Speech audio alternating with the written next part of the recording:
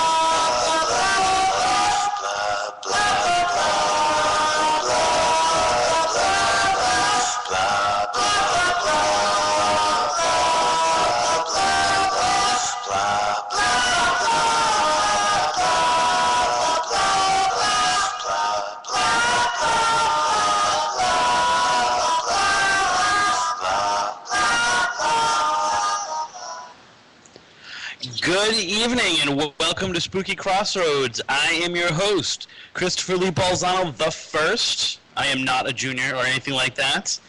With me on this Wednesday, as always, down the path of destruction, my partner in crime, Timothy Weisberg. Tim, how are we tonight? Oh, spooktacular. We can say that here still too, right?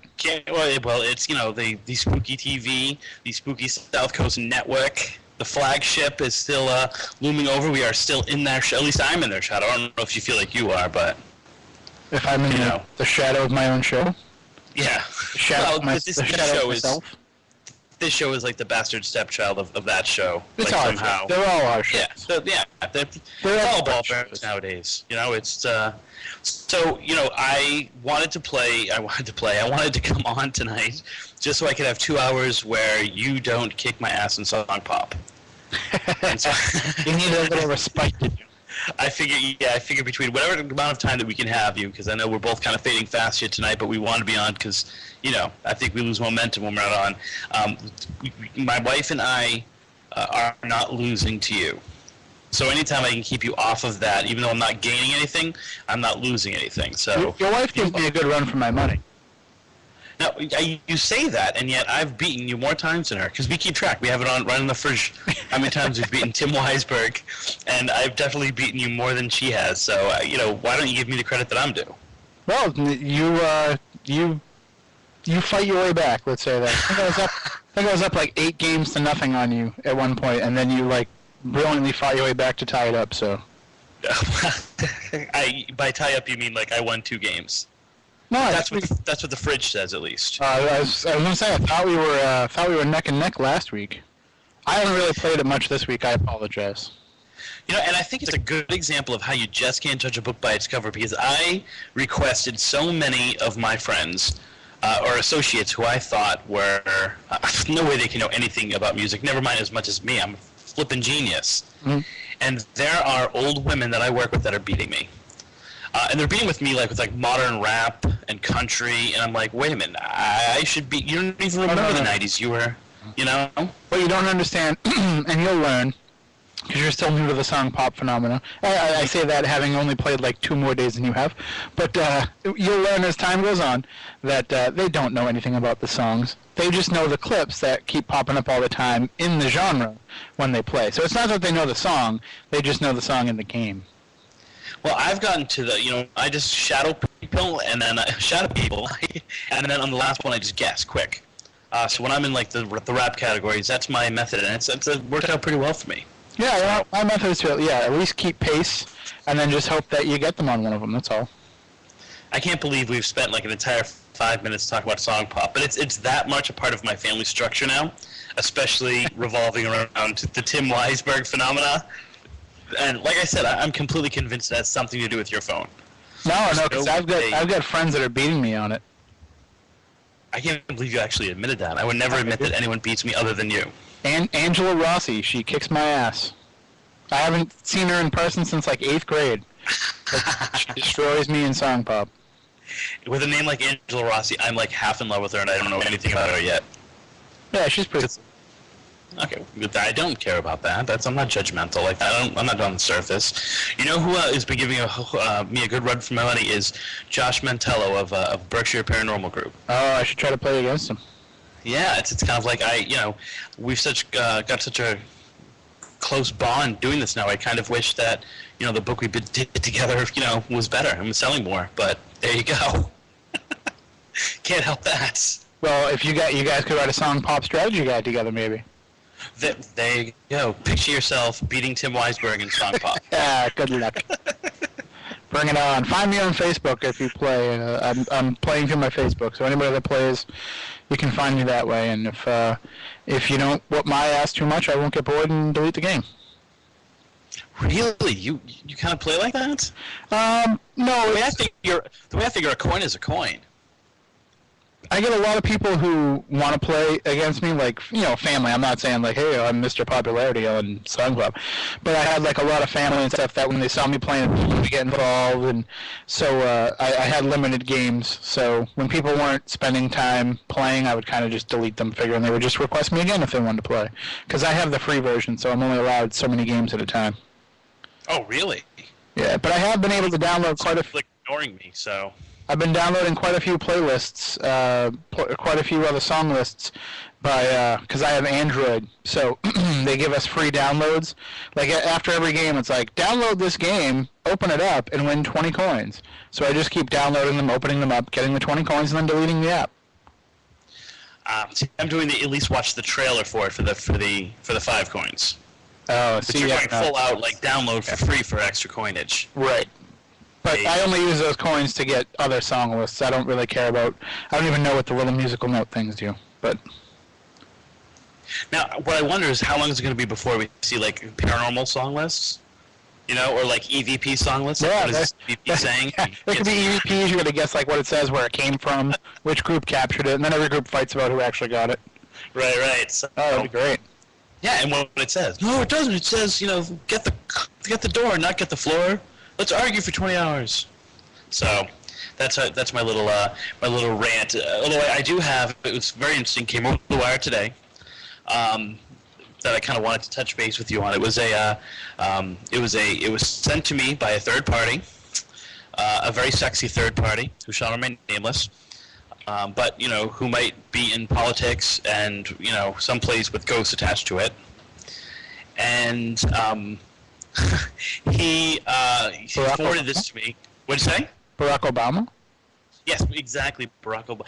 Who's that guy from the South who had who admitted Jesse Duke years ago that he had exorcisms? He had participated in exorcisms while he was in college. And all I remember is he talks like this. Remember him? I don't know. Political figure? Nah, he's a young guy. I don't remember. Whatever it was Joe something, and whatever it was, I remember going on NPR. It was the only time I've been on NPR, other than as a caller or a fake pledger. And they were doing this news, like weird news, and so they asked me to do some weird news, and it was supposed to be a regular gig, and I tossed it down, and whatever it was, someone's got to email it to me if they hear this and they remember, but it was a senator, I believe, or a congressman. This was his first time being a congressman. The big controversy was he had just come out of the closet as being religious, because you can be religious in politics, but you can't be too religious. Mm-hmm. And one of the things he had done was he had performed exorcisms as part of his religion's daily routines. They routinely fight demons, which I guess we've all been there. Yeah, you know how it is. I kind of believe in this religion. I want salvation. Oh, okay, there's a demon. Go get it. Go get it. So, but anyway, if anyone can find that for me. So I got this report. It was Jeff Blanchard, and Who's I the figured as mayor much. of? Okay, all right. So it was an email sent from someone down in my area who had a Pukwudgie encounter. And it wasn't so much a Pukwudgie encounter as a client. I love that word, client. Had a Pukwudgie encounter, and the guy wanted to know how to get rid of them. So we contacted Jeff, because Jeff's done some writing on Pukwudgies and the like. And the thing that we talked about, which which is kind of like, topic 1 for the night. After Song Pop, the thing that was interesting was that this guy actually was taking the word of the client at face value. So in other words, he hadn't performed any investigation, obviously. They're thousands of miles apart. Mm-hmm. He hadn't done any kind of backup. He hadn't done any kind of research. The people were doing some research into their house, and he was already kind of racing down the track of, how do we get rid of Pukwudgies? What are we going to do to get rid of this Pukwudgie? And I'm going to contact him. Just going to want to, he forwarded it to me, and I'm like, I'd love to talk to the person, especially being local now to me. And what I was thinking of, and this led to a discussion by Jeff and I, and what I was thinking was, have we gotten to the point that people who are experiencing the paranormal, who are calling groups in, are smarter than the people who are actually investigating the ghosts? That might be the case. have they gotten? Are they? First of all, are they drinking from the same water? Is it one of those things where the average investigator has about as much knowledge, not field time, but knowledge, as someone who watches the shows who doesn't investigate. So when something happens, they already have a preconceived notion. And We're losing your audio here. You're losing my audio? Yeah, let me see if I can make some adjustments here. All right. Well, you know what? I've got my. I usually crank it down for the. There we go. How about that? That sounds a little better. You were getting echoey and kind of cutting out for a second. You're getting echoey. How about that? That sounds good. Is that better? Or is that too much? No, it sounds good. Does that sound good to everybody else out there? Let us know in the chat room. All right. Well, we'll continue until someone tells us. Yeah, they're like 35 seconds behind us. So. Oh, are they? Okay. So what do you think, Tim? Does the average investigator have the same knowledge of the paranormal as the people who are looking to get these investigations, that are having trouble with their houses? Are investigators reading books anymore? Do you think? Our sales, no, but yeah, they're reading books. Sure, they're reading Zach Bagans' biography. They're reading the teen paranormal fiction of Jason and Grant. They're buying they're buying books that are in the paranormal realm, but they're not the right books. They're watching television shows. They're going on TAPS message boards. I mean, this is how they're learning, and that's kind of the problem. Is they're not picking the right source material, and then even then, you can kind of argue, what exactly is the right source material? I was somebody that always said for years, you got to do the research before you get out there and do it. You know what? Just do it. Go out there and do it. The best way you're going to figure it out is to get out there and experience it. Then, don't take your experiences at face value. Then go back and look at them and see what it was. You know what I'm saying? It's almost like you're not going to grasp the concepts that you're reading about until you experience them. Right. I'm getting some weird thing. By the way, if I kick out tonight, it's because every night this week we've lost power. No, that sucks. I will not blame it on ghostly phenomena. Is that from everybody in Florida turning on their air conditioning at the same time? That's from everyone in Florida trying to have an idea at the same time, and it's shorting out the everything having to do with the state. Now, and I mean, we've got a hurricane. We are somewhat, by some spaghetti maps or whatever they're called, spaghetti projections in the cone for next week. But even without that, I mean, it's just horrible summer storms, and we've kind of lost power all week. So if we happen to lose power and kick out, do not be offended. But I don't know, man. There was once a time where I think, a lot of investigators were finding the obscure paranormal books, or the ones that were really hard to read. Right. and kind of coming to some kind of conclusion and creating some ideas based on that. I find it funny that so many people are hailing the new the new James book, and of course hearing the new William James book.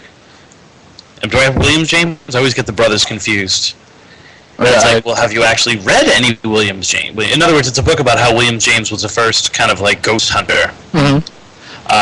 And I'm like, well, but have you ever read the William James like writing about it, or are you just reading the book about William James? So yeah, reading a biography, or are you reading his own work?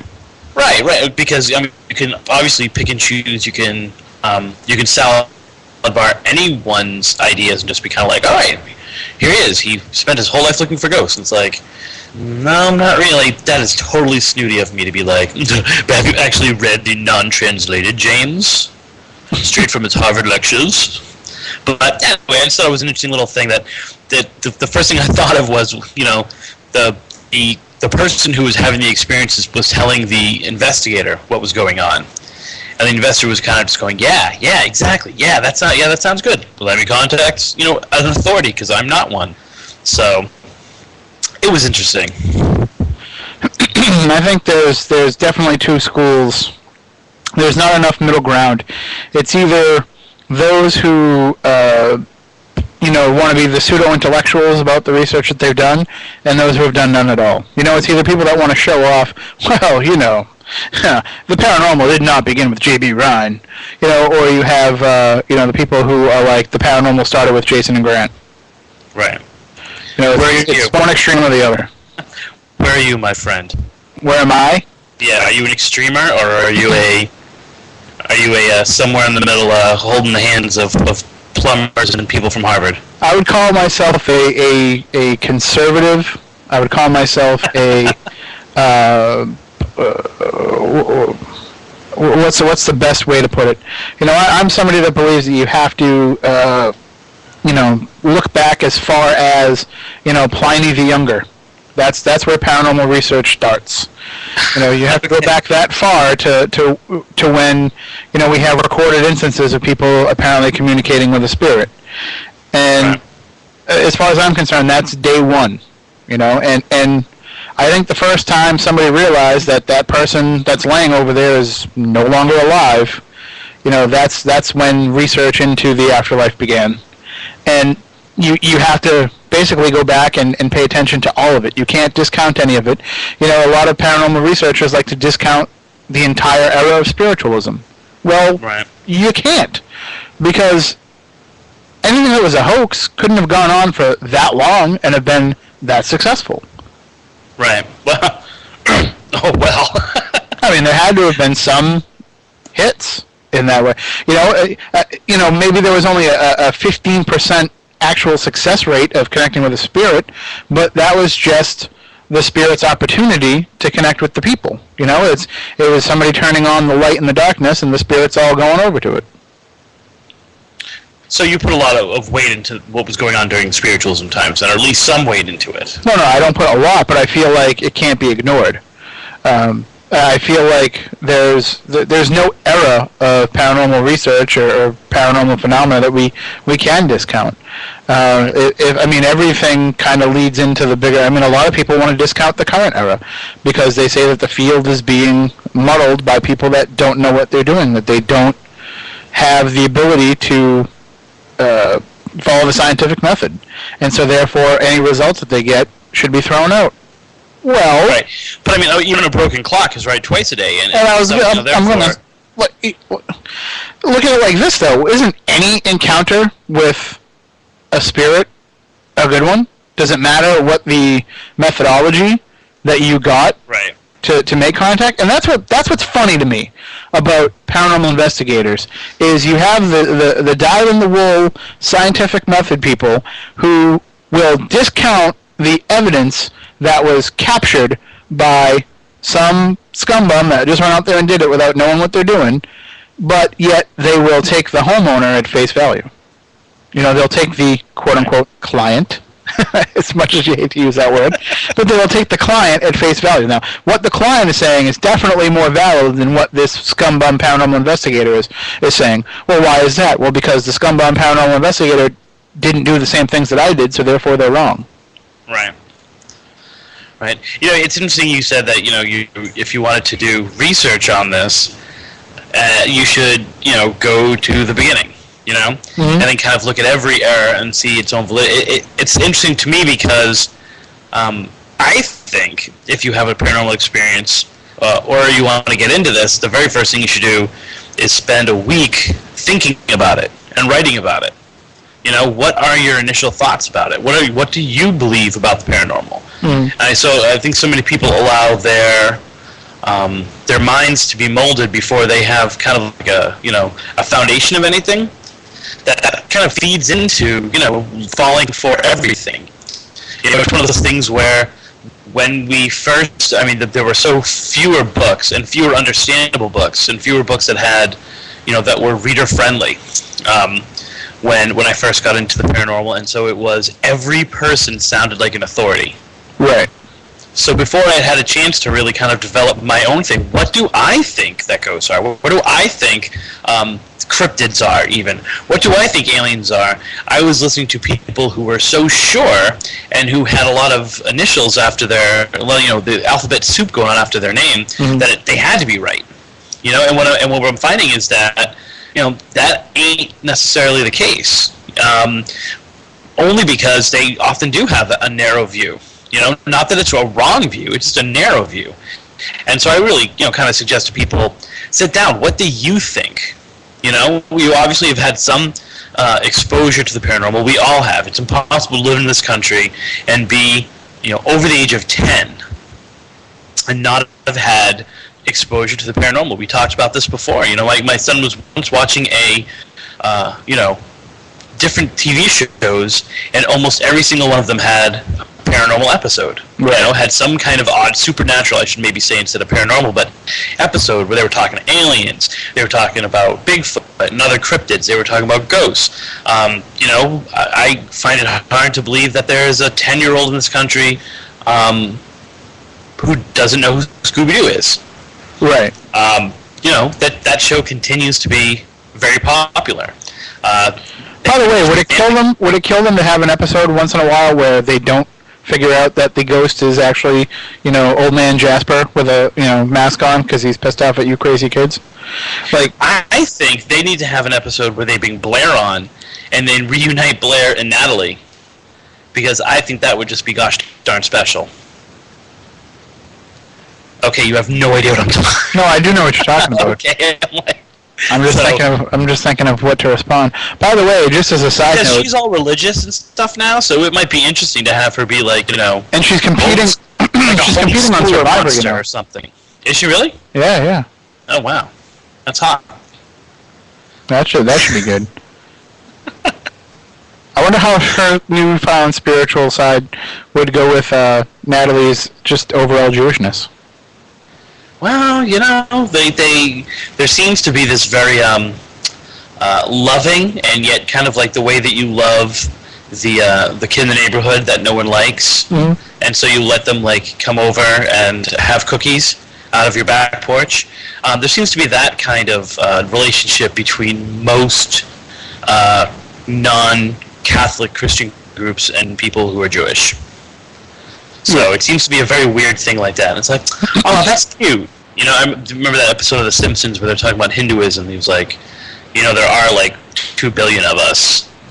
And he's like, oh, that's cute. You have a little religion. It's like, we outnumber you 5 to 1 in this world. So there seems to be that kind of relationship between them. Crapping on religions, what we do here. Next, politics. We did talk about politics. We did that. Politics, religion. So what's the other thing that you don't talk about? Okay, so let me tell you about Tim's mom. My mom would kick your ass, believe me. Dude, my mom would kick anyone's ass. But, so, it was just kind of an interesting little way to start out things, is this kind of this case. And I'm going to follow up on it because, I'm all about puckwudgies and tracking puckwudgies down. And like I said, especially trying to get some connections so that I can get maybe some speaking engagements and getting a little bit known in the area. It's interesting I'm going to try to connect with the paranormal group that's only about an hour and a half away from me. So yeah, that's. But I don't know. It's I don't know exactly how much I want to be with those people, but they're people. So, People are people, so why should it be? Which brings me to something we were talking about. You mentioned it on Facebook. I believe, yep. My wife is now gone to bed, so it's okay to mention it. But pararelations. Yes. Well, I've got calls. I got a call. Did you really? Yes. And it was funny because I got another forward. Oddly enough, here's another forward that I got from Jeff about Florida. And it was about a conference that is, local to me in the same way that Washington, D.C. is local to Boston. Mm-hmm. But of course, everyone's like, oh, you're right there, right? I'm like, no, that's like 10 hours away from me. But I read the press release, and it was so bad it made my teeth hurt. Really? I mean, literally made my teeth hurt. I'm not even joking. I don't mean to brag, but I can read a press release in my sleep. I've read some of yours. They seem like they were written in your sleep. If not, you'll be reading them in yours. By the way, just so we get it out there, let's air it out. When I send you something that's like a press release kind of thing, it's not formatted. You know that, right? When you send... It's like, hey, here's the content, Tim, because you always send it back formatted, and I always feel like you think I don't know what a press release format is. No, I know that you do, but I just figured you're sending it to me because you want me to format it, because you did all the work of giving it the guts, and I'll just send it back formatted. I just want you to know that, I'm not dumb. I just don't do it. Like, I'm worried about the content. Do we like the content? Okay, now let's format it. So yeah. I'm pretty sure that you see just as many, if not more, press releases as I do a week. Yes. Yeah. So it's obvious that there is still this, and you know what? Like, you don't necessarily have to be a good writer to do what you do, or to present something interesting. By the way, I just want to let you know that part of the reason why I do have to format them is because I can't leave them unformatted. It's like a sick obsession.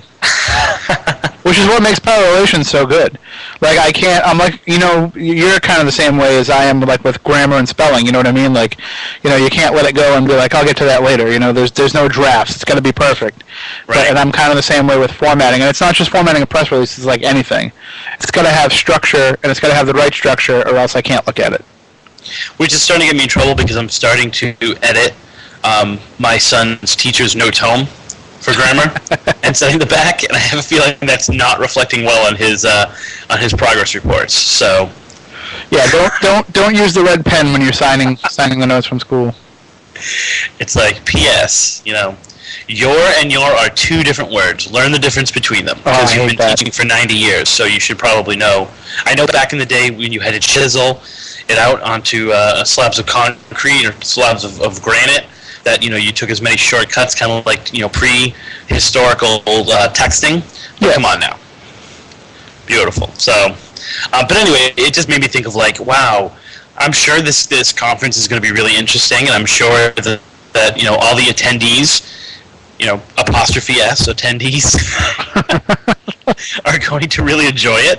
But I was like, wow, what and they sent it to Ghost Village. I'm not sure what else they did, but it hasn't popped up on any of my other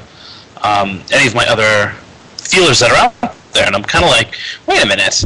I've got local feelers out there, and I've got national ones for Ghost Village. How can something be in Florida and me not hear about it? Are you really doing a great job promoting it? It's like, well, we put it up on Facebook, we put it up on, so it was more of me being like, hey, we are, this might be the ripe time because there seems to be another wave a coming. So yeah, and that's what I think is hilarious about marketing is people are like, well, I put it on Facebook. Yes, but your Facebook is limited to the 1,100 people that you have on your Facebook. Right. The most you can have is 5,000 people. And so you're in a small pond with your Facebook advertising. Facebook marketing works great for companies like Ford, McDonald's, people that are out there and already having commercials everywhere in which they can plug their Facebook page and make people go to it. It's not really great marketing unless you're trying to target those people directly. Like for us, it's great for Legend Trips, because we're trying to market to the people that are already on our Facebook pages.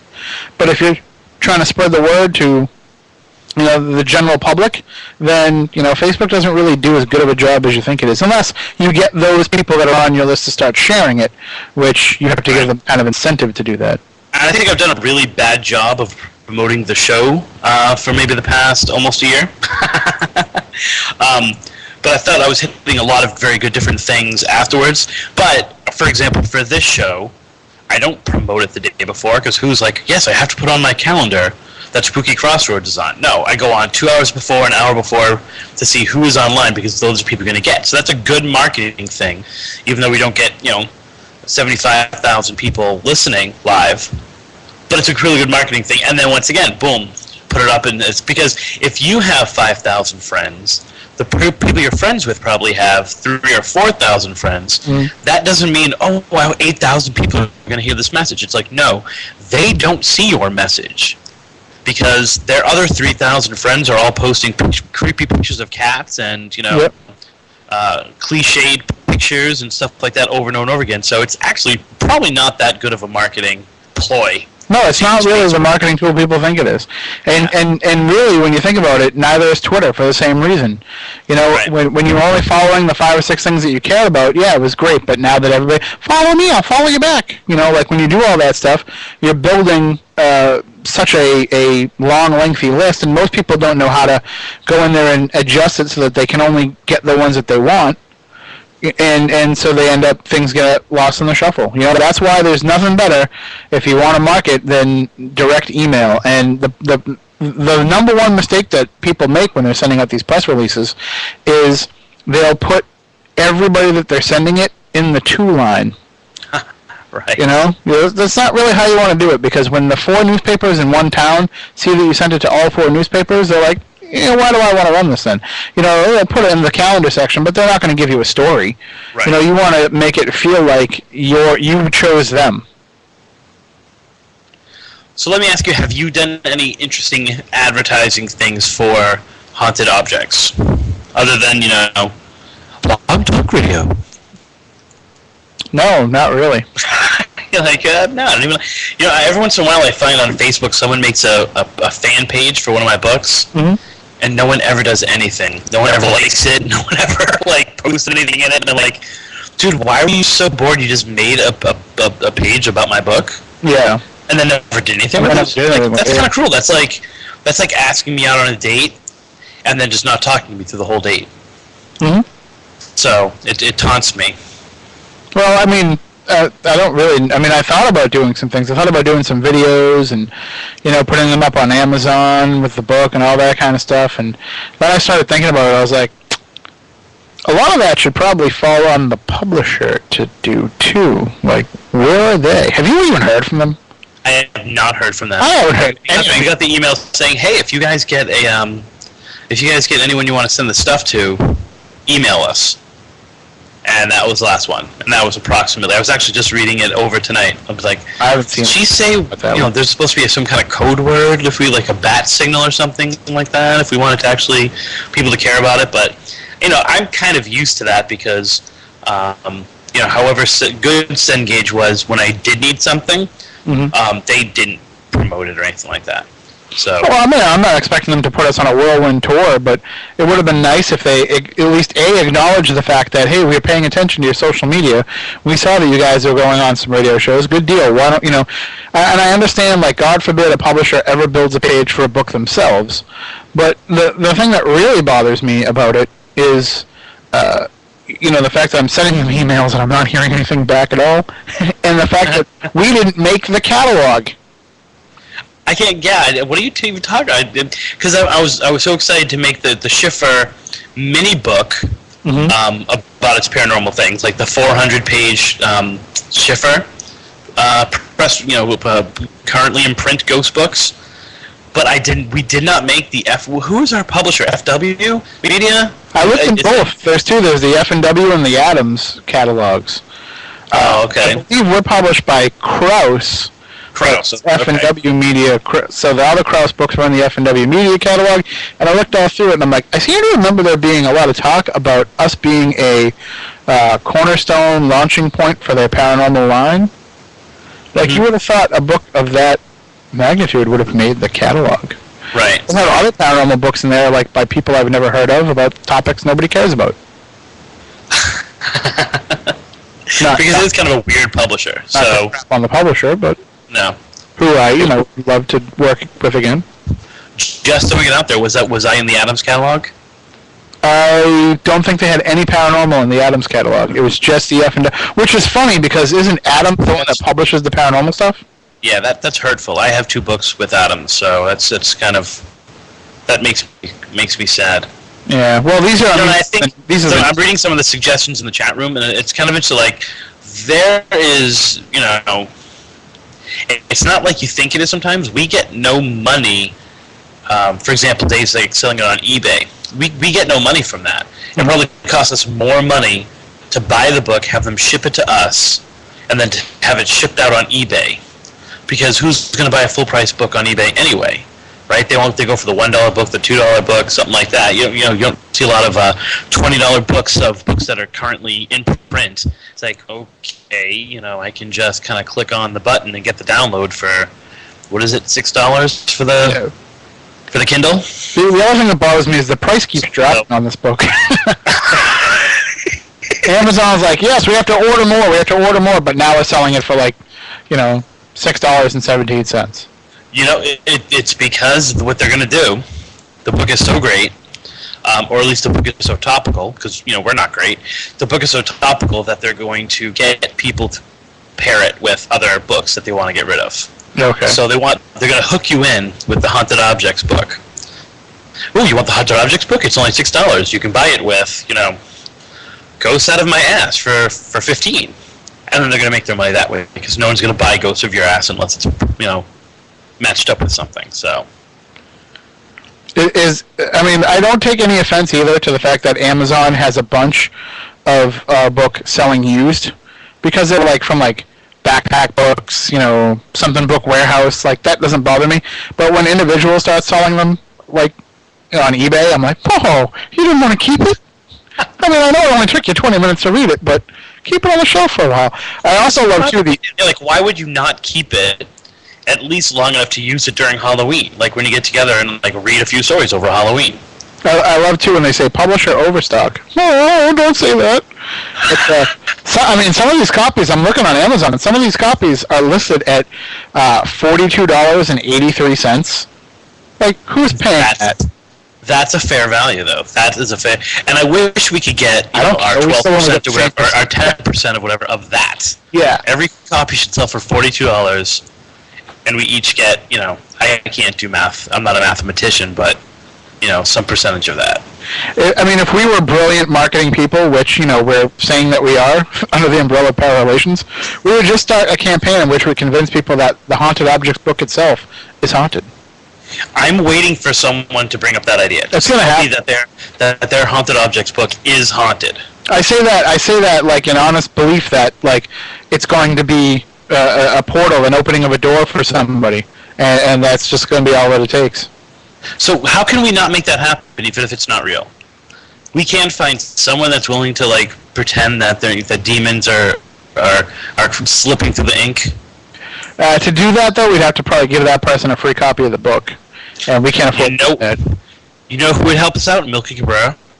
Yep. No, yeah. And he could build a whole website. Anybody's good at making a fake website, it's him. And while it matters, I'll get some HGH from him, too, because I could use it. Well, yeah, I'm wiki huge, you know what I'm saying?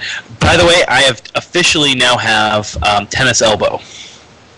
You play tennis? I do not. I occasionally, maybe one week, play Wii tennis. And I'll have something else that you're doing with your arm, maybe in front of the computer? Yeah, it's typing, if that's what you're referring to. Yeah, that's exactly what I was referring to. Isn't that, kind of depressing? It's I am, she's like, well, have you, do you do sports? And to tell the doctor, no, I don't do sports. I have an athletic injury and I don't do sports. And she just kind of looks at you like, okay, maybe it's because you're overweight. Like maybe it's the exact opposite. But to be honest with you, I do a lot of weightlifting and boxing now. So that's what I'm going with. I do enough boxing in the gym, working out, that I've given myself tennis elbow. So, but did you see the promotions that I put up for this week's show? Calling this the Twilight episode. Yes, and I've been slowly trying to avoid bringing Twilight into the conversation. Okay. Zone and language I'm down with. Saga, not so much. Well, here's what I wanted to say, and I figure anything, and when we repost this, I want that in the tagline. This is the Twilight episode, the Saga, the Saga, the Zone, and what makes Twilight language twinkle. So here's my Twilight reference, because all I wanted to do is throw out a Twilight reference to get people to buy the product. Because I figure you throw a picture of Twilight on anything, they're just going to buy it. So, it's a bad week for Twilight. I don't know if you know that. No. My wife and I aren't really talking this week, so I don't know. The chick and the dude apparently broke up, and because the chick was sleeping with some director, right? Director, yeah, and the emo dude took it way too hard. They actually didn't put makeup on him, to get him that white, right? They could get him that pale. That's just naturally. He just doesn't go outside ever. Could be. I mean, that's about as TMZ as I get right there. That dude, that girl, no more, because that girl cheated on with another dude. That's why I think good job, TMZ. I'm going to be honest with you. Until it got to the end credits of the Panic Room, I thought she was a boy. Really? Have you seen the Panic Room? Oh yeah. Okay, David Fincher, God, thought that she was a boy, and then say Kristen Stewart, and I'm like, don't you mean Christopher Stewart? Oh, that was a girl? Yeah. So I just find it very funny now that she's the object of so many of my middle school boys' affection. Whoa, what's wrong with them? I'm like, Well, the thing I wanted to bring up, first of all, the most important question of the night, which is Twilight related, only because everything to me goes back to this, is how are you doing with your Buffy watching? I have not had a chance. Okay, well, you know what? I can do the show by myself tonight if you want to throw in an episode right now. I can watch a few. Okay, if you have season 3, you might just want to throw in, the Zeppo episode. But I mean the what do you call it? Episode, the Zeppo episode. But anyway, so my kids aren't into Twilight anymore. They are not into Twilight. They could care less about Twilight. Good. The first year I was in school, in the school that I'm in, I would say approximately 87 people did book reports on Twilight. Nice. Last year, 20 did books on Twilight, and this year no one is reading Twilight. Oh. They know it. They know it exists, and the weird thing is that they're back into Harry Potter. What's up with that? That is strange. Yeah, so I'm sure we could, if we wanted to spend any more time on this, which we don't. Like I said, we're just throwing Twilight the Saga out to get people in. What we could probably have. What does that mean? All literature is a representation of life and times during the people that dig it. What's up with going back to Harry Potter? Yeah, that's strange. Pitching in the air or what? The Twilight downslide I can understand because, the people that are interested in it have already read it, and you know what I mean. They've reached where they could. Hit puberty. But with the Harry Potter thing, I guess that could go back to the rumors that there was eventually going to be another book, because there were some rumors. Another Harry Potter book? Something within the Harry Potter universe, that they were looking to explore other aspects of the Harry Potter world. J.K. Rowling was, so, kind of like the Dark Tower saga is done, but we're going to get, little side stories like Wind Through the Keyhole. So maybe it was kind of like something like that, and that prompted people to say, I'm going to go back and start reading. Right. Either that or it's, the fact that I have 6th graders now. That could be it, too. Hey, I will say this, too, and not to go off the Twilight way and go back down the Dark Tower path, but I do have to follow the path of the beam. My wife just started reading the Dark Tower books, And I turned to her and I said, and she's asking me questions about it, and because it's kind of a struggle to get through the Gunslinger. You know what I mean?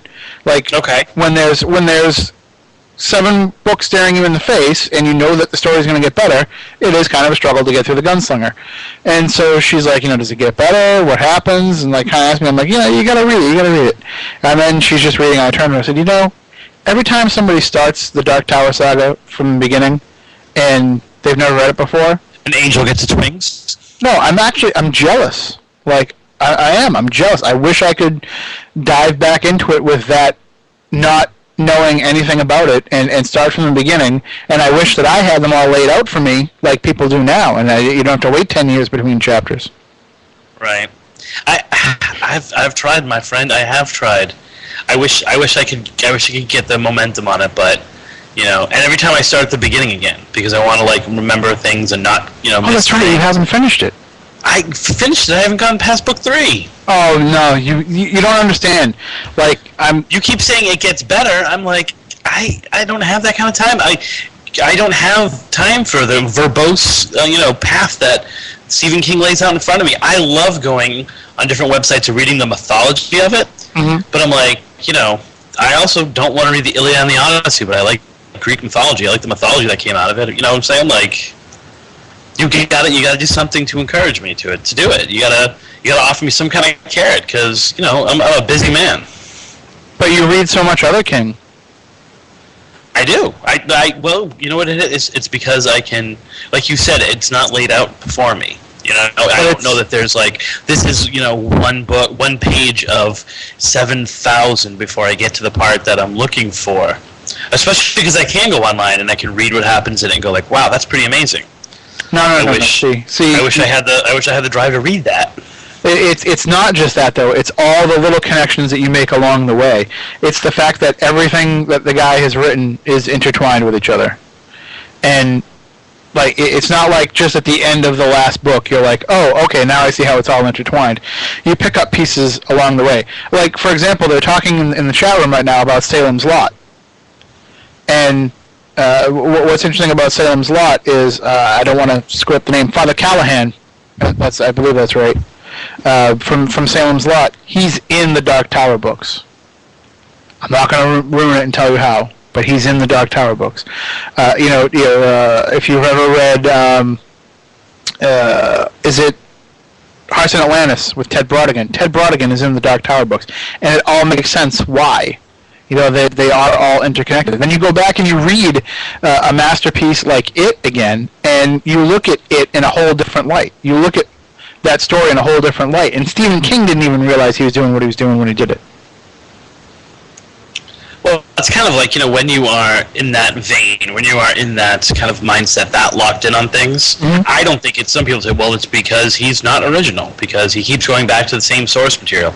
And I'm like, it just seems like when those kinds of things are running through your mind, everything all of a sudden, it's in a very, Kirby surprise kind of way, things just kind of lock in, and things just kind of, you are making connections that you don't realize are connections.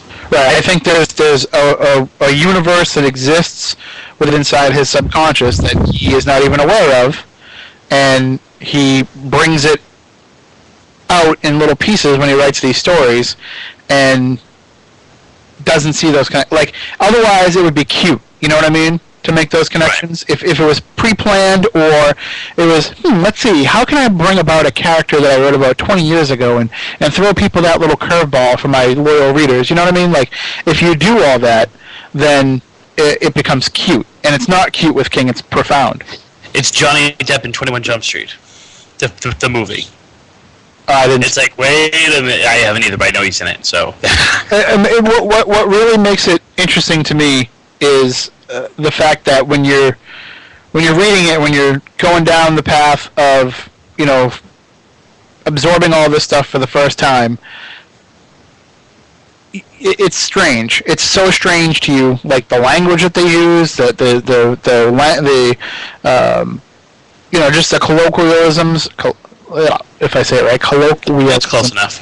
Of the no one's listening. It's all right. Of the universe within the story is told, but then you realize, like, so much of the shit that's in those books has gone outside of the books and have become part of lexicon. Right. And I think that's the important, like you were saying. The thing is that you might be reading it in 2012, but that doesn't mean that, it's funny, like someone reads Catch-22 and they're like, wow, they really like it. I'm like, no, dude, that book invented these ideas. Like, I'm saying, like, it introduced these ideas. It's not the other way around. So it's like when I watched Texas Chainsaw Massacre and I was like, I don't see what's so great about it. I thought it was kind of shitty. But then you don't realize that there wasn't really a slasher flick before that. Right. Except for, every other country in the United States, like you guys were talking about. I mean, every other country other than the United States, like you guys were talking about on Saturday on Spooky Southcoast. So great second half guest, by the way, on that. Yeah, he was great. I dig those two guys. And I guess this is segue 7 of the show, because you and I are locked in like that. Do you think that there is a force non-Kingian that is moving those books forward? Like, in other words, is there something that he is either tapping into or that is controlling him, and not necessarily anywhere near as nefarious as that sounds, but there's something that he's connected to that is writing those things for him or making those connections for him for some kind of greater good or just some kind of, revelation. The man should have died when he was in the van. That's true. True that. And also, he's become the most prolific and most financially successful author of all time. Except for whoever the dude was that wrote the Bible. But but he's become the most successful author ever.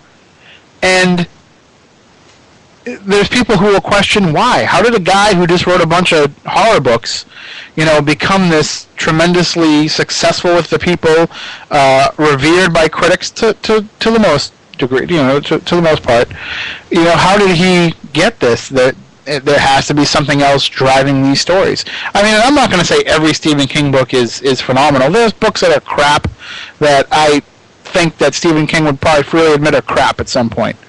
And there's ones that people are like, oh, I love Gerald's Game. Oh, fuck Gerald's Game. You know what I mean? Like, I'm just saying, like, I'm not saying that there's anything wrong with it, because every time he brings you into a character, he brings you into it. But there's no more profound, there's no profound connection with that book. Some of the stuff that he writes is, it's Dickens. Right. And then some of the stuff that he writes is... Which is funny, it's oddly you should say that, because I always, when I was teaching high school English, compared the two of them, because it was so many people, especially, once again, like coming from snooty literature background that I did, especially in college, it was everyone looked down upon, how dare you bring Stephen King into this discussion? Right. You know what I'm saying? We're talking about John Barth here. Right, if you have no idea who John Barth is, welcome to the rest of the world. And it was like, dude, you guys realize... Isn't John Barth the guy that sold the hamburgers to the high school kids and you can't do that on television? That's Barth, I believe. No, it was Barth. It was actually B-A-R-T-H. I always thought it was B-A-R-F. What do you think is... I found it on the internet later. What do you think is in the... We were supposed to say that part together. In the burgers. Yeah. That was a punchline, you ought to know. All right. Atlanta's got the House of Blues Boston. Yes, exactly. Is she really? Yeah. I saw her at I think we talked about that. I saw her at that other place where Bledsoe got in trouble. I always remember it as the Paradise. But having read it, right? And just to finish off that point, I've always compared him, Charles Dickens was extremely popular in his day. People thought he was making trash. And is there a more famous writer from that era that everyone knows at least one book that he's written? There's some talk in the chat room right now about The Green Mile. And that was Dickensian in the way that they presented it, because with Dickens they used to present it in chapters, And he makes a direct reference to it in the, I don't know if it's in the compilation, but in the first the first one that came out. In the series form, he spends the entire introduction talking about people craving that latest Dickens series. So he himself makes that direct connection. So and Black House makes a complete allusion to Bleak House. That's mad deep right there. Well, no, in the book Black House, the characters are reading Bleak House, so it's definitely there's a palpable connection between the two in that too. And then you could have the Tale of Two Cities is Dover and Castle Rock. Yeah, Derry and Castle Rock. Derry and Castle Rock. All right, Derry, Dover, it's all the same. The fact that you can create these universes and you feel like when Alan Pangborn can go from book to book and you feel like he's somebody that you're right alongside. Okay, let me ask you this, okay? So I'm interviewing you. Yep. Get to the end of Dark Tower, although, like you said, Dark Tower never ends, right? And I'm just kind of going by what I've read about kind of the conclusion of the books.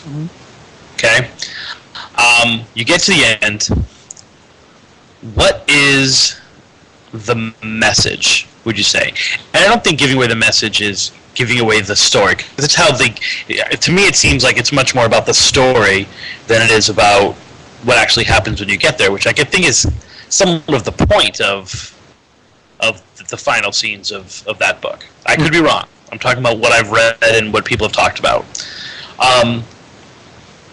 If we're talking about something controlling Stephen King, that coda, if you will, is what is their message. What is that message? I think you're talking about the big reveal as to well, more of the theme. What is the final theme that is there? Because it seems to, from an outsider's perspective, it seems to me that in a non-traditional way, evil wins. It seems to me that the journey of the good man is repetitious and not ending, and ultimately maybe unfulfilling, except for the journey itself. I think that it's more of I know to what you're referring, and I think that's more of a it's more to say that there's continuity. Okay. It's more to say that it's kind of hard to put, especially without giving away the ending. Right.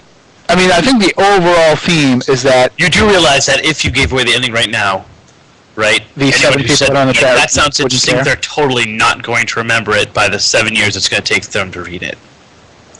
But feel free. Go ahead. Well, in the end, I mean, it turns out that the entire Dark Tower saga is all being written by Stephen King. Stephen King is a character in the final book.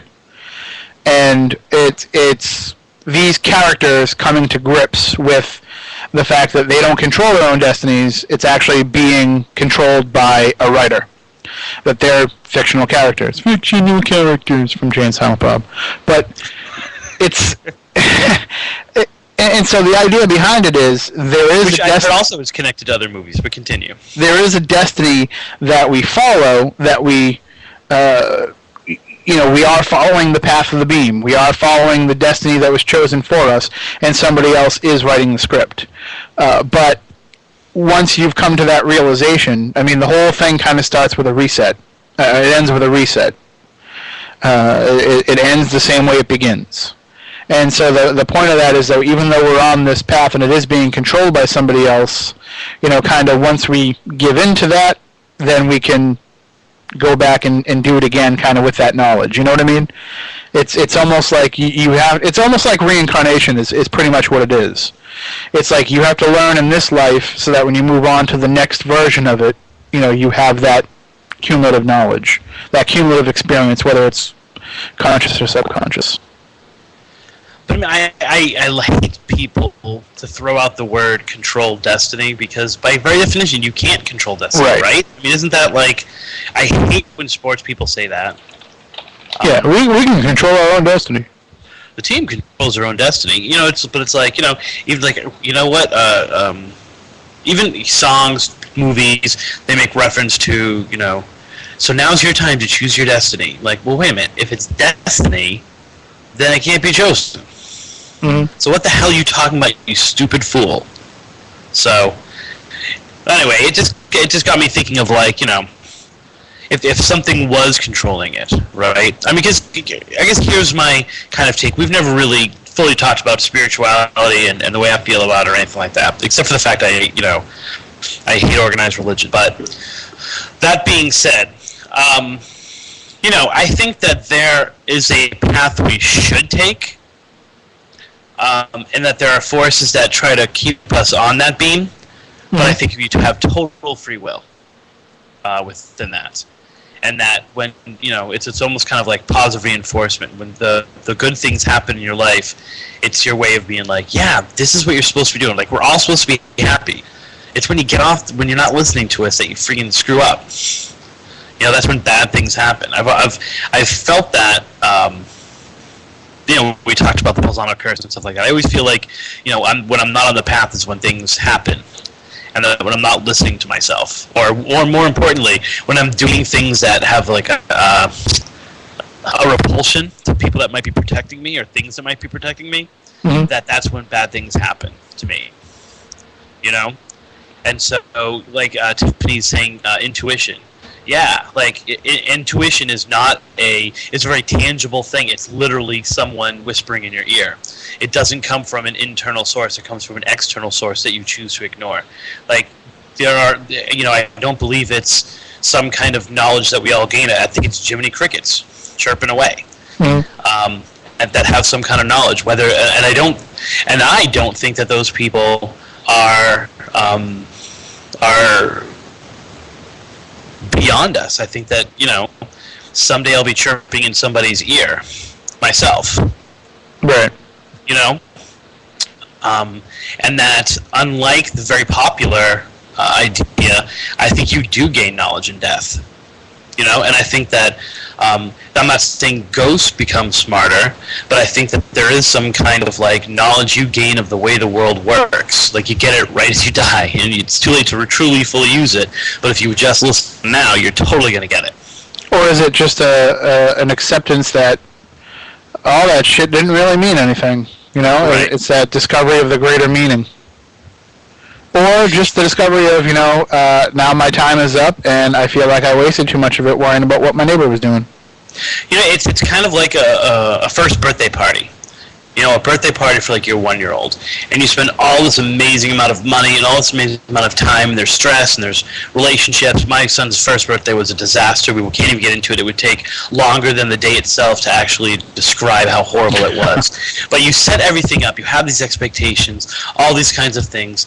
And then the kid's there, and it just clicks. And you realize that you could have just invited a whole bunch of people over, gotten a cake, and had just as good a time. Because he doesn't realize those kinds of things. He doesn't have a memory of it. It's all about you. Mm-hmm. It's very selfish, and ultimately you could have been spending all that time hanging out with the kid, and he would have enjoyed it more, and you would have enjoyed it more. But there was that moment in it where you're looking down, and you're like, wow, this is it, dude. Like, this is awesome. I'm in it right now. I'm in the moment right now, and it's working. Yeah, first birthday parties are never for the kid. They're always for the parent. It's not a celebration of the child's birth. It's a celebration of the fact that if if things didn't go wrong in that first year, you're probably going to do all right the rest of the way. You know, hey, I didn't drop him, so, you know, things are going well. Like, look, here he is. I didn't lose him. Right. It's funny. I heard a local DJ talk about, it's like, you know, problems with his older son. Now that the new baby was born, he's like, I totally want to hang out with you, and I totally want to watch Star Wars, but if I turn my back, this thing's gonna die. So I so love you, but this thing's gonna die. So I honestly, you know, I feel that kind of. See, the one thing I was always worried about is when I use the the koala thing in the public bathroom to change the diaper. always making sure I picked my son up off of it first before I closed it again. That was my great fear. Right. I'd try. He'd be like, a 70s sitcom character in a Murphy bed. Lucy. I know it's not 1970s, but I just I thought that would make some kind of wacky, I Love Lucy. Probably because when I was, at the doctor's, they were watching like I Love Lucy old episodes for like the 2 hours I had to wait. So everything's gonna go back to Lucy today. So. What show was it? They should just get rid of Lucy and Desi and just have Fred. That's what Al Bundy used to say. They should get rid of all the rest of them and just have it be Fred's show. And just talks about deep voice all the time, shaking his head. So, and Tiffany, who is in tune with these things. So I'm kind of listening as we're talking to some of the things that she's saying. And I think that we strive to, at their best, people that kind of get this, strive to meditate, strive to connect, strive to make it easier. And I'm not sure it's needed. To be completely I don't know. There seems to be, when I do those kinds of things. Let me take a step back. When I actively try to nurture that, it never seems to work. When I just shut up and go with it, it works for me. Every good decision I've made has worked that way. And every decision I've ever thought of has bombed. You know what I'm saying? Like, I don't know. It's for me, it's just like that. Like, but I guess that maybe that's my form of meditation, is just being like, shut up, Chris, go with it. I was up late the other night, and I wrote my boss an email. It was one of those things where I wanted to write the email that said some very specific things. I wrote the email. I sent the email, and then I had that logical part of me that said, "Oh, you shouldn't have sent that." But I went, "No, I'm going with with the chirping that I'm hearing." Next day, my boss comes in. She compliments me about it. I was having trouble with something. I was against the deadline. She's like, "Oh, don't worry. I'll extend it." All this stuff. I'm like, "Wow." Why don't I do that more often? Why am I so? Why are we as people so sure that that's gonna backfire on us? Right. When if this comes out of this place and you all of a sudden envision yourself in this happy place, and it's like, but no, that can never work. No, shut up, forget it, just go with it. No, don't, so. Yeah, we try to avoid confrontation in general. Yeah. There are the few that strive on it. So this overwhelming power, right? This overwhelming thing. Okay, so I'm reading a lot of, especially after the shooting, and here's the connection to the second Twilight, which is Twilight language, right? Yeah, I don't think we're going to make it to the third Twilight, but go ahead. Yeah, no, well, unfortunately, I didn't make it to the first Twilight. The Twilight language. How often do you read it? Do you read it just when someone gets shot in the head? I read it just when Lauren reminds me to read it. Right. Whether it be through the mass emails that he sends out or the Facebook posts or whatever. Okay. And you've read several of his books, I'm assuming. Mm-hmm. Ones that weren't necessarily crypto-related. Like Mysterious America is a cryptid book, but it's really it touches upon other things. Right. So I'm not talking about like his Bigfoot in Wyoming kind of books. Yeah, when you're talking about, what I like to call his real job. Right. You know what I'm saying? Like his, copycat effects. Mm-hmm. Some and some more of his, his work with suicide. The word escaped me now. It's not flaps. That's clusters. Yeah. Clusters. And one thing I've always felt empty about after reading both the Twilight language and his books and his other writings on that is, he never really touched upon the why. Yeah, it's kind of like a collection. Right, which is not his. That's not his gig. He's not a commentator like that. Mm-hmm. He's a chronicler. He's a documenter. But But it gets me to thinking because, when you start reading that, you start making those connections in your own life, right? You start looking at things and being like, huh, and noticing, all these different connections and all these kind of like, yeah, wait a minute, this word appears in my life so often, and it's almost like it's telling me something. Or, wait a minute, how can these two things that seem unrelated have so many things that are related? I would love your opinion tonight, set in stone. As I throw it on you, and you are, what do you think is that? What do you think it is? What do you think it is that? Do you think there is something controlling that? And I think you can take it on two levels. You can take it on do you think there is something controlling us on a governmental level? We've talked about cults in the past. Mm-hmm. So many of these connections and so many of these images that reappear, connections that reappear that seem to, do you think that there is a man-made, Twilight dancer? You think there's someone who's like controlling or at least kind of influencing, manipulating this Twilight world? And then the next one is before you, so you can kind of like digest both of them. And the second thing is or, which I hate. Do you think there is some force in the galaxy that is doing that? I think if there is an overarching force, it's galactic more than it is, man-made. I'm like you. I'm a conspiracy theorist to a great degree. It's not that I believe that there always is one, but I feel like I'm almost trained to try to look for one.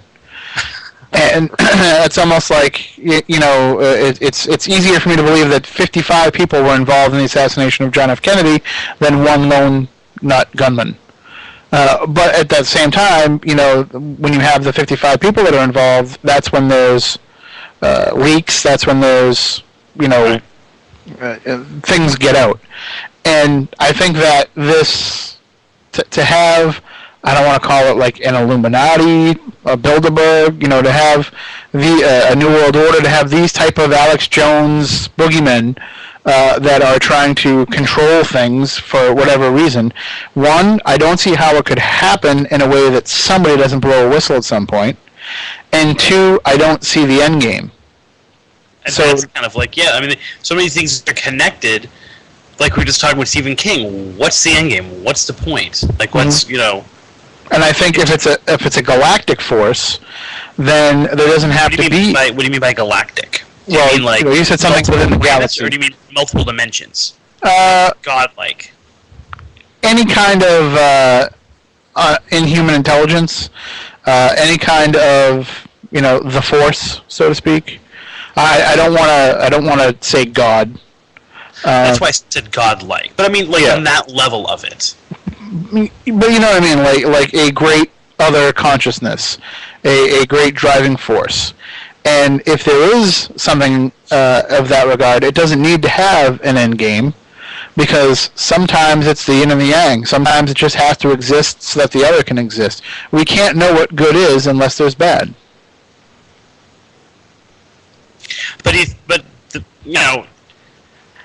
Wouldn't good and evil just exist just naturally? Like, why would that be any kind of force? I guess is what I always feel to the yin and the yang kind of thing. Like, I don't know. It's just a. I don't know. It's interesting. While I am not a big fan of the Thor movie, actually, it was like, dude, this is the most boring movie since. I thought it was pretty lame. I thought Captain America was boring. So I liked Iron Man. What did you say?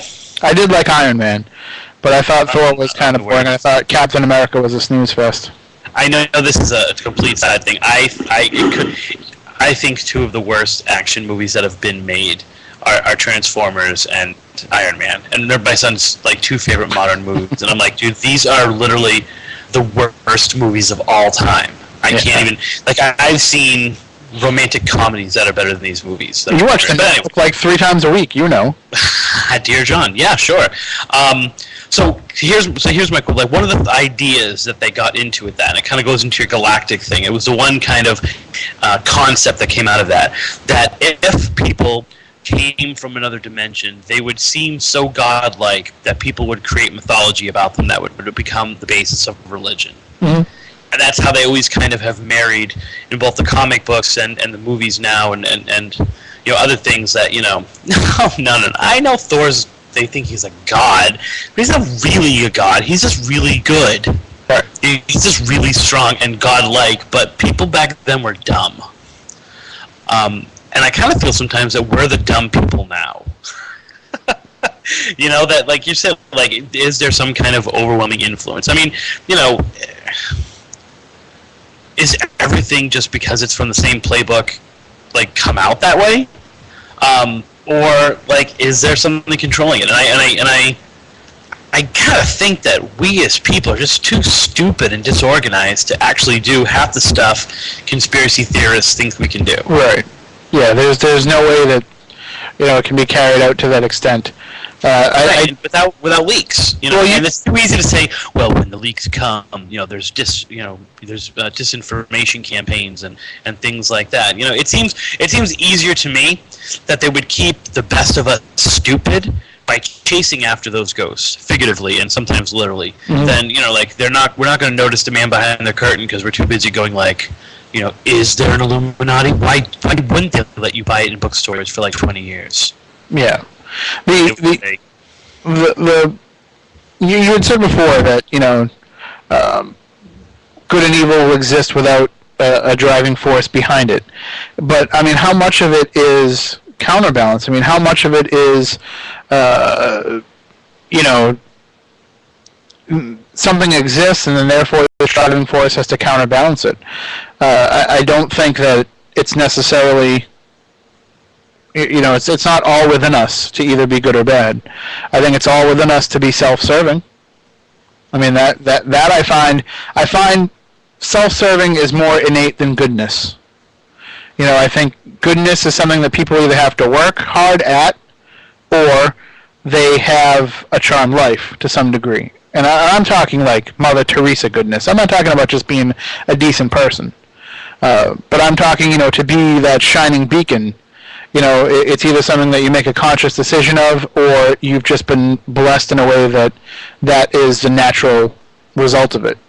Whereas I think evil and bad and even ill will and ill intent, that seems to just come from nature. And I think it only comes from nature. Well, it's more nurture than nature because it's how we treat each other. I'm sure that in caveman times, everybody got along fine and everybody was fundamentally good until one person realized, hey, if I just hit Gorg over the head with a rock, I can take his fish. Right. What was his name again? Gorg? Gorg, yes. Gorg, excellent, good. Oh, actually, Gorg was, going back to Stephen King, Gorg was the crow in Black House, which I just finished last week. See what I'm saying? It all is connected. Mm. But I mean, so, and here's the other part of that. If there was some force behind the Twilight language, that force not being Lauren Coleman, if there was a force behind it, that would mean, in theory, right, it's not as if God or controlling forces, I'm going to use the word God because I'm comfortable with that because I don't mean it as a capital G, poofed up and started doing this crap. Because where were those connections in Cro-Magnon days, in Neanderthal, in Garth or Girth or whatever his name was days? Like, Gorg.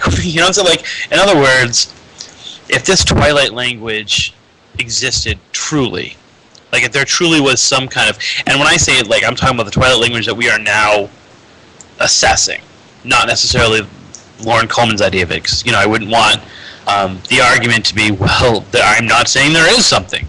I'm saying that I'm debating whether there is something behind it. When did it start? You know what I'm saying? Like, in other words, otherwise we would have cave drawings that were connected, and other stuff that was, and why would evolution work so slow? Do you know when I feel that it began? That it took the internet to discover all this stuff, Nope. I actually put my finger back on the Kennedy assassination, and subsequently to that, the other assassinations that followed, Bobby Kennedy, Martin Luther King, and then I go to Watergate, and this just crumbling of institutions that we had unwavering faith in. Right. I don't say unwavering faith like a president had never been killed before. I'm talking about the way that the public did not buy the disinformation of the Warren Commission. When you have that as a slap in the face to the people, when you have, and I'm speaking, of course, solely in a United States perspective, but I think that is when we started to realize, oh, wait, we just can't take everything for what it is anymore. We have to question, if they're lying to us about this, what else do they lie to us about? And I think that is when it led to all these, shadow conspiracies, because we could no longer believe what we're being told. So everything that was bad was a result of a conspiracy, and everything that was good is the result of that conspiracy trying to throw us off. Right. Well, I'm going to take it a little bit back from that, because when you look at it from, and maybe this is a new book maybe this is our next project right here, right? To me, it all seems to come from these ideas, at least in modern thought, seem to come from the development of communism. It seems to me that there is so much about this, like you're talking about an overwhelming distrust of the government because of these instances, right? Mm-hmm. And I would make the connection between these things and the Red Scare. And if distrust is what we're talking about in terms of what you're seeing, the opposite of that would be blind trust. Mm-hmm.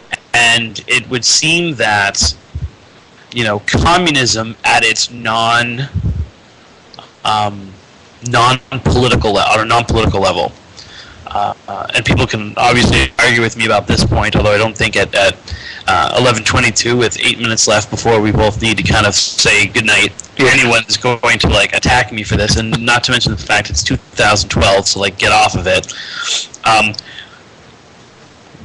But it kind of calls for people to be equal. Mm-hmm. And that's a scary idea if you're not one of the downtrodden, right? And so that idea kind of shaped the entire 20th century and continues to shape the 21st century. And I think you can point to the fact that all those instances you just mentioned all kind of have their fingers in communism. Right.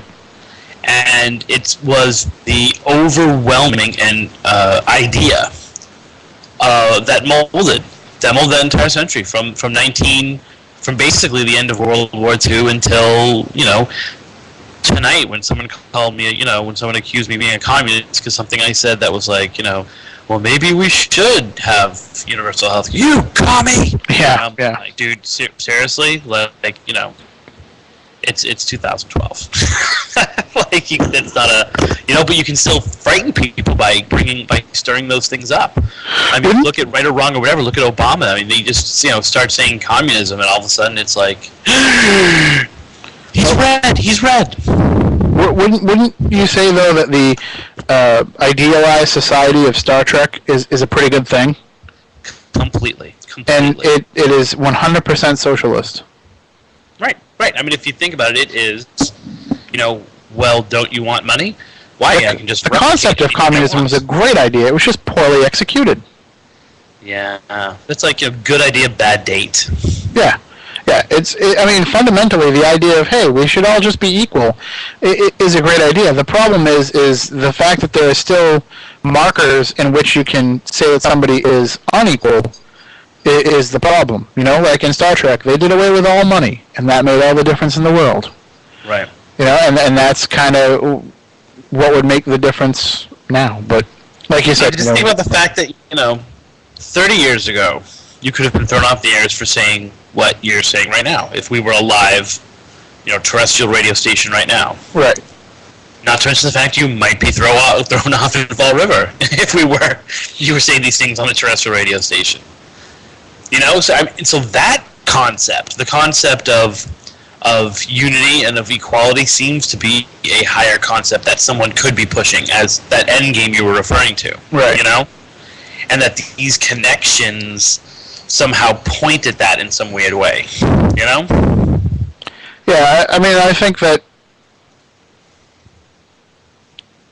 my real feeling about the Twilight language and the idea of these guiding forces with a malevolent influence, I look at it more of the dark stuff is more influential on you subconsciously than the good stuff, if you know what I mean. You know, I think the fact that you have, like, say, shootings in Aurora happen, it puts it into somebody else's head that was already disgruntled and be like, yeah, I go shoot up a movie theater. And then you have the copycat. You know, it's not that something's driving it any more than just the idea. I think the seeds are already planted in people, and sometimes it just takes a little something to fire them off.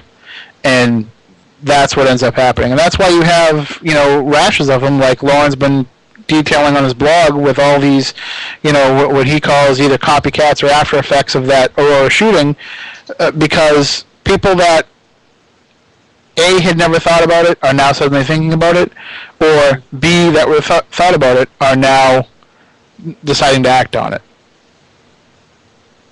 So let me get you set in stone.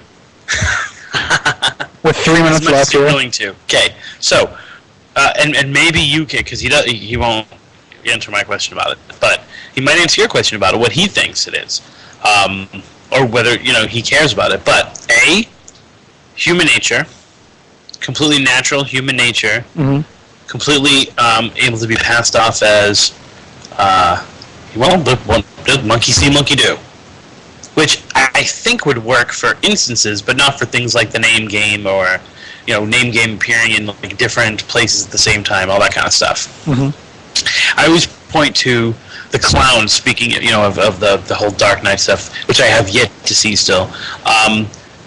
The clown urban legend popping up simultaneously different places. Right. Which statistically is impossible, right? I mean, so, okay, but moving on. Human nature, just monkey see, monkey do. Governmental / planetary. Yep. Okay? Or spiritual. Some kind of unseen dimension, not human, pulling these strings. What are your percentages? It's not governmental or any kind of human alliance. Okay. So I'm throwing that one out the window, and it's almost like I want to kind of ride the fence and say that it's some sort of supernatural, you know, outside force acting upon or utilizing what is already human nature. Right. You know, I think the potential exists, and I think that it's the strings are pulled. So the answer, you know, that you want to set in stone is I think there is some sort of outside force driving it, some sort of supernatural force. Can we get them on Spooky Southcoast? I think we could. You know, I decided tonight. Actually, we might have that because as we're talking, the 13th of October has been confirmed with Jackie Barrett. Okay, so there's no way Jackie Barrett is what is driving all of this. There's no way I can do this new special event that we are planning on the 13th. I will just say no to Jeff when we're trying to pick the date. I'll be like, no, it's got to be the 14th. Cannot be the 13th because this show is going to blow everybody out of the water. The event you're going to do, or the the October 13th Jackie Barrett. It could very well. It could I think that we should start taking donations right now. Please, if you are the kind of person who celebrates Halloween, don't go out and buy candy. Give it to Spooky Southcoast for SEC fines. Yeah, we're gonna need it. You know what? You know what would be even better? Somebody donate a couple of $100. We'll bring Jackie up here, and she can be in the studio.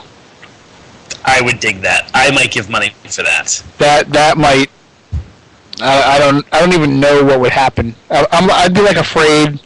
I'd be afraid probably to leave and go home after that. Now, here's the funny thing. I'm obviously going to have to sabotage any event planning you guys are going to try to do. Only in that, because if you're doing them on spooky Southcoast dates, I'm all by myself. You don't have to be. I mean, you could take the night off. No, I just mean, well, if I wasn't on the air, I would be even more by myself. At least this way, I've got Dave to keep me company. You do have a family. You could spend some time with them. Although they probably go to bed. That's. I was gonna say, yeah. It's a progression. 8, 8:30, 9. That's pretty much the 9, and then 2:00 in the morning for me is pretty much the. It's like why you want 10 to midnight? Because my wife goes to bed at 9:30. Isn't that a little late? We want people who are just watching Haunted Collector. That's why we want that audience. Yeah. Yeah, because they're important. Although originally we were going to go right after TIFF, and we were like, oh, we'll just, we'll see if we can, cross-promote them and stuff like that. And it was like, no, we'll only drag her show down. So, but speaking of which, you will be hosting Spooky Southcoast this week. Yeah, especially if I hear back from Marla. Otherwise, it's just going to be me. Since I already put it up on the website. No, that's fine. I mean, she kind of emailed back and said, "Great. When am I supposed to do this? And what time are you on?" So I'm hoping that it all works out well. And if not, then we'll just roll with it, and we'll either cancel or, it'll be me interviewing me for the second week. You can interview him via the chat room. That should be fascinating. I can. And you know what? You've heard, obviously, from tonight, me just rambling on. I can ramble for 2 hours. You'll be able to do it. Very Art Bell of you, I think. And that's originally, I didn't even want to ask you to be on this show. I kind of wanted my own show. And I kind of said, like, oh, you can come on a few times, and it ended up being like, you're on every week talking to me. Great. Oh, no, you can take over by yourself anytime you want. Because I get up early. So you get up anytime you want. That 4 a.m. alarm clock goes off pretty quick. All right, so. I've got your closing theme, by the way. Excellent. I think that's an excellent way to close. But, okay, so here's what I want to do. I was always told, end with an action, right? End with an action list. Like when you're in a meeting or whatever at work, don't go, okay, so that was a good meeting. All right, let's go. No, an action list. So your job this week, ask Lauren Coleman, call, whatever, smoke signal Lauren Coleman, who's controlling the Twilight language. That's your job. All right. Okay. Second job, create some kind of promotional thing that'll get me to start reading the Dark Tower series again. Okay. Perhaps a PowerPoint. I don't know. None of this I'll remember tomorrow. Promotional bumper sticker. Thirdly, I don't really have a third, but I'm sure there's some other action. Collect money for Jackie Barrett. Send Jackie to New England Fund. Sounds good. Those are the three things.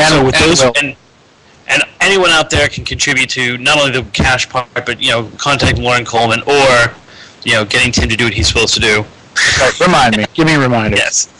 And that is, I would say, that is going to be, pretty much it for us tonight. So, for me, Chris Balzano the first, for Tim Weisberg, for all the people that are on the Spooky Network, Tiffany, the Mats, any people who we've been trying to, whore out, you have been listening to Spooky Crossroads, and that's what's haunting me.